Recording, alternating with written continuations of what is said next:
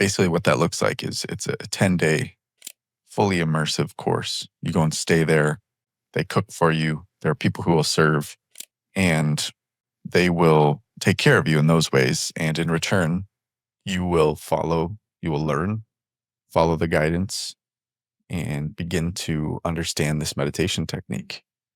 The Dhamma, as they say, the path. And it's 10 days. They request that there are no connection to the external world. So you let all that shit go. You leave it behind. And yeah, you just follow what they have to tell you. And what that looks like is a whole lot of meditating.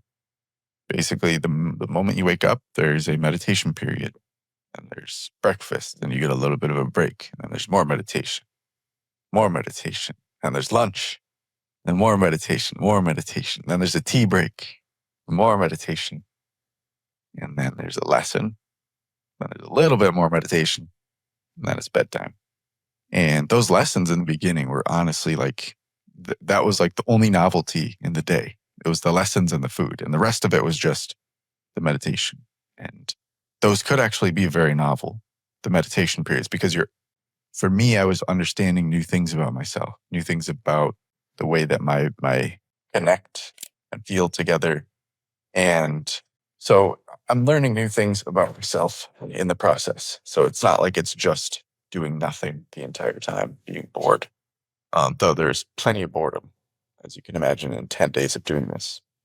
One other component that I didn't mention is this noble silence.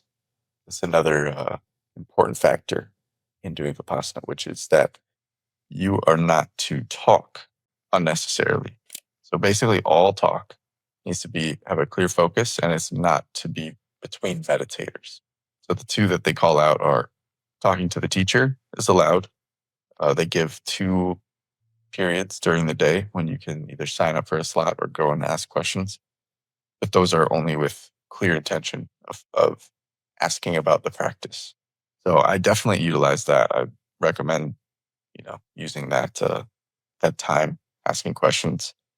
And then just talking to management. That's the other one. So I got sick during the middle of the week, and I was able to get cold medicine, luckily. And that was, I had to ask for that. But that was it. It wasn't like we're chit-chatting, or it was very strictly getting to business, figuring that out. And that was awesome. That was like life-saving, because I had a bad headache, and it was very hard to focus in the meditation.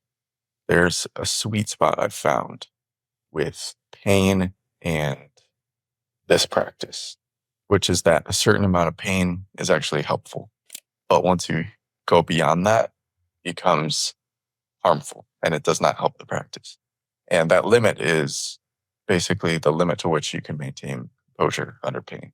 So for example, with the headache, I could have a headache and be meditating, and I would be a little distracted. I would be harder to maintain focus, just because the nature of my mind would be less focused and have less attention, more all over the place.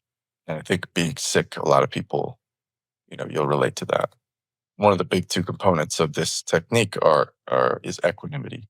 And equanimity is nature of acceptance, the ability to take things as they are and not immediately react to them.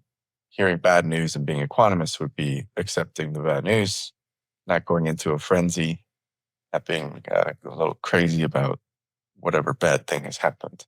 And with equanimity comes happiness, comes contentment. The other piece is awareness. We can talk more about that. But equanimity practiced under duress.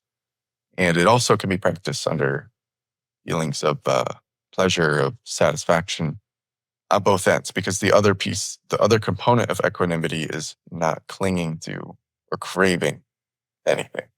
For example, I could hear good news. I'm going to be getting a raise at work.